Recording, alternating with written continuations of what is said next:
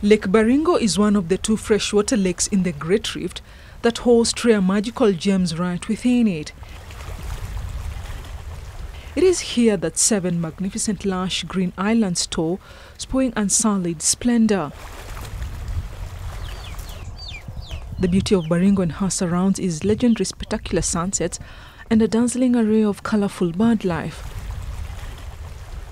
However, the rising waters of Lake Baringo have dealt a heavy blow to tourism, a key sector in this part of Kenya. Rising levels was quite gradual. You could see it coming every day, a meter, half a meter or two, somewhere there. And after 6-7 months, it got to where it is now. It is early morning and we have hired the services of Fox Odor, a tour guide. His trade thrives on taking holidaymakers and tourists around Lake Baringo. But since the arrival of the coronavirus, things have taken a turn for the worst. We operate the vessels here offering tourists some services like boat riding, bird watching, nature walks, village visits. This is all what we do to survive. And I work for an organization that's a self-help project representing the youths from this region. About 60 of us work together. He now ferries stranded locals from one end of the lake to another and occasionally visitors like us. Lined up within the shores of Lake Baringo are hotels that have incurred huge losses, but some are struggling to remain afloat while putting in mitigation measures. Several multi-billion tourist hotels, lodges and tented camps are among business establishments that have been hit hard. The businesses that were already reeling under the weight of the COVID-19 pandemic have now been submerged, triggering economic losses worth millions of shillings. But since we've lost all these facilities, so very few people are coming in and they're only doing day packages, day trips to Baringo. That gives them a very limited amount of time to explore what we offer. We have COVID pandemic with us. It's a worldwide pandemic, so we have a double-pronged kind of dilemma. Thinking now we can survive with the number of tourists dwindling, also being compounded by people not traveling, because every day you see stay at home, work from home, so people are not traveling. And that means we are really out of business. All the boats you see right here, maybe one has gone for the whole day, and maybe in the whole week it might be the only business. We weave through the trees and shrubs that were once Robert's Camp Lush Gardens. All around me used to be dry land on which a community once thrived. Much of that has been submerged. Well, the camp is about probably more than 40 years. Robert's Camp was a tourist facility that really harbored the livelihood of this region. They had some bandas, some cottages where people could come and stay. And also you could bring your tents, camp right there, or maybe if you don't have your own tents, you could hire some tents from them. Camp right by the shores of the lake. I feel being between a rock and a hard place because this is my job. I work in the tourism industry.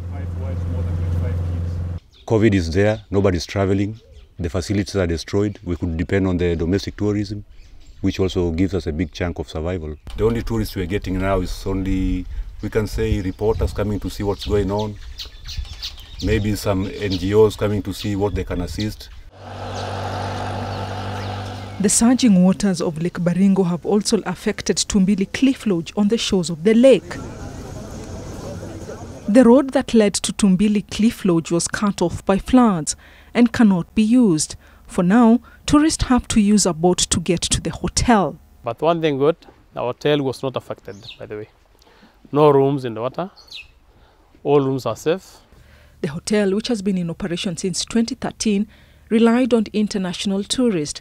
But in 2020, due to COVID-19, the numbers reduced drastically. COVID has already bring a very big problem. From between April to July, we had never received any clients from outside or within Kenya. Yeah, really it was so bad, so bad. Some of our staffs have been told to stay at home, but they're still working by shift. Business at the resort is currently being boosted by domestic tourists. In November, December, we're receiving clients from Kenya. How many clients do you have, maybe roughly? We have 15, 16, sometimes we have 20. September, if they comes to pick up. So we are receiving clans from some. We have received some from France, and we are some in Kenya.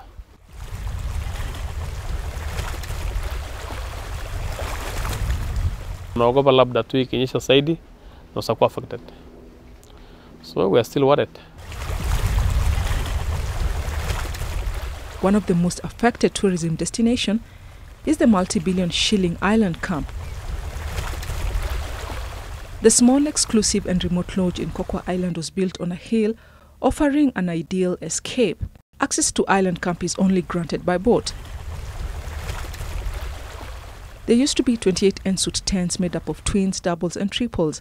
The tents were perched on rocky outcrops or under trees, most with a view over the lake. But 26 cottages were completely submerged by the rising waters of Lake Baringo.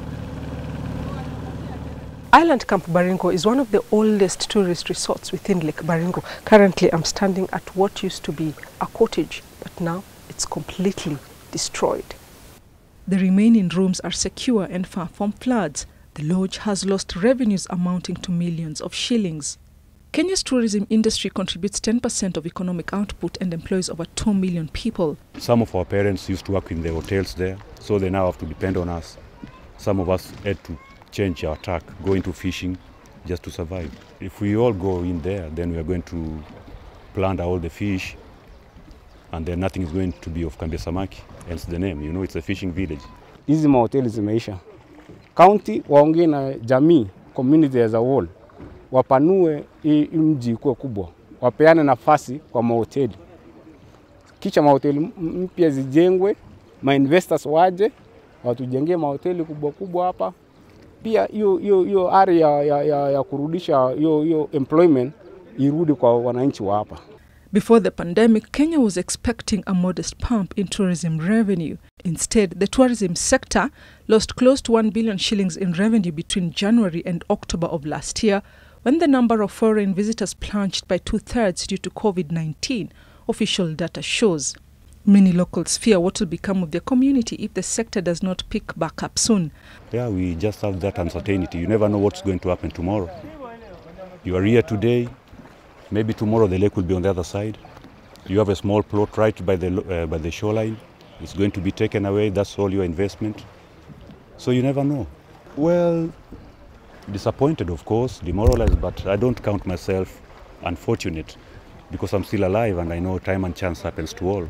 I only count how many times I pick myself up, not how many times I've lost something.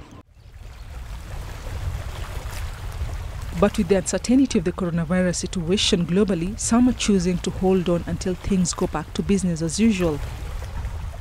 Ruzongoi, NTV, Baringo.